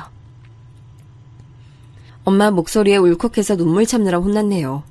늘 개운하지 못하고 지지부진하게 달려온 게 제 인생 같았고 잘못 꼬인 탈애들이 너무 많았으나 중요한 건 앞으로라는 생각이 들었습니다. 제 편이 되어주기엔 무리가 있는 것 같은 사람, 남편하고 이혼 과정에 돌입했어요. 사실 시어머니와 남편이 함께 찾아와서 저와 허심탄회한 대화를 나눠보자며 청했지만 남동생이 험악하게 표정을 굳히자 둘 다 깨개가며 꼬리를 말고 금세 돌아섰습니다. 저에 대한 애정은 겨우 그 정도였다는 거겠죠. 그걸로 저는 남편에게 지니고 있었던 미련을 떨쳐냈어요. 시어머니께서는 여전히 상황이 믿어지지 않으신다는 것처럼 저에게 자꾸 문자를 남기셨어요. 대략 정신 차리고 돌아오라는 내용들이 줄을 이뤘는데 어이가 없어서 답장조차 안 했습니다. 하지만 정신 차리라는 대목만큼은 공감했네요. 앞으론 진짜 정신 똑바로 차리고 제 인생 개척해 나갈 작정이니까요.